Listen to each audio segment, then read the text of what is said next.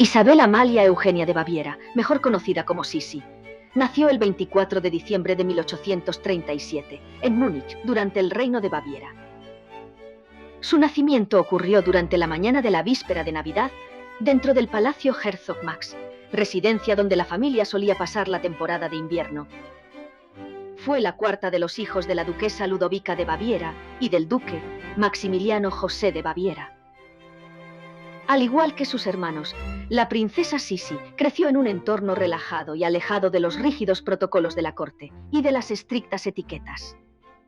Durante los inviernos, la familia pasaba la temporada en el palacio de Herzog Max, mientras que los veranos se trasladaban al palacio de Possenhofen. Ahí, la princesa creció en un ambiente de mucha libertad, en contacto cercano con la naturaleza. Uno de sus pasatiempos preferidos en este lugar fue sin duda montar a caballo por el campo. También solía realizar paseos en bote por el lago de Starnberg y disfrutaba con largas caminatas que su padre solía llevarla, junto con sus otros hermanos, en los senderos de los alrededores de la propiedad. Todo esto la hizo desarrollar una gran pasión por la equitación y un gran aprecio por la naturaleza y también por los animales. Recibió una educación en casa, bajo la supervisión de institutrices y profesores privados. Y aunque su educación fue algo rudimentaria y no tan rigurosa como generalmente se acostumbraba en las niñas de su posición y estatus, Isabel fue capaz de dominar diferentes idiomas, entre ellos el griego, idioma que aprendió solo para poder disfrutar de las obras griegas en su idioma original. En 1853, la duquesa Ludovica emprendió un viaje desde el palacio de Possenhofen hasta Bad Ischl, en compañía de dos de sus hijas, Elena, de 19 años de edad, y de Sisi, quien en ese entonces contaba con solo 15 años de edad. Aunque en realidad no existen documentos o correspondencia alguna que compruebe el verdadero propósito del famoso viaje, la versión popular cuenta que el principal objetivo de esta travesía era simplemente presentar a su hija Elena como la futura esposa del joven emperador. La reunión se programó para que coincidiera exactamente con el 23º cumpleaños del emperador. Pero a pesar de que la princesa Elena era la candidata oficial elegida por la archiduquesa Sofía, inesperadamente, Francisco José se sintió irremediablemente más atraído por la belleza y la personalidad de su prima más joven. Su encanto y espontaneidad contrastaban con la rigidez y los protocolos de la corte vienesa, robando perdidamente el corazón del monarca. La elección de Sisi como futura emperatriz de Austria causó cierta controversia en la misma corte. La archiduquesa Sofía, madre de Francisco José y hermana de Ludovica, consideró a Sisi demasiado joven e inmadura para el papel de la emperatriz de Austria, y por ende se opuso fervientemente a dicho matrimonio. A pesar de ello, el amor del emperador prevaleció, y finalmente, Francisco José e Isabel de Baviera se casaron el 24 de abril de 1854, en la iglesia de los Agustinos, en Viena. 10 meses después de la boda, Sisi dio a luz a su primera hija, a quien bautizaron con el nombre de Sofía Federica, en honor a la madre del emperador.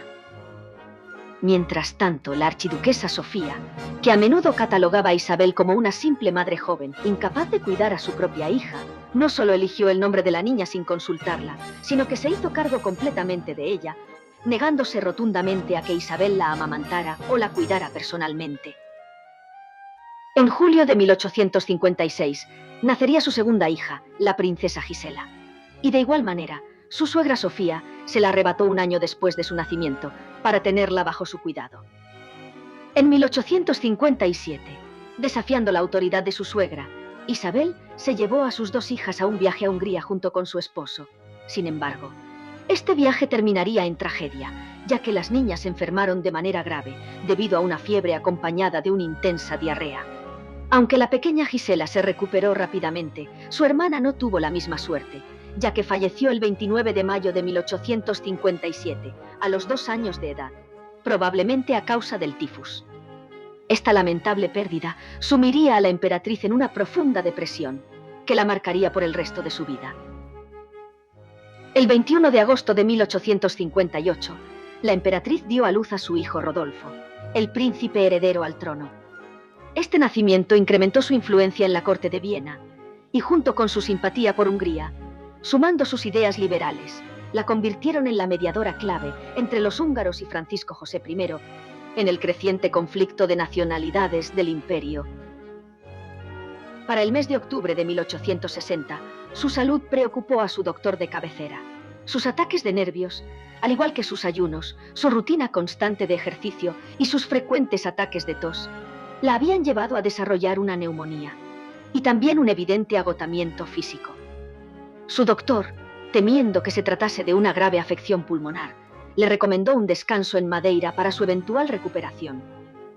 Los años subsecuentes, sus viajes fueron cada vez más recurrentes, esto con la excusa de mejorar su salud, aunque su verdadera intención solo era escapar de la corte vienesa.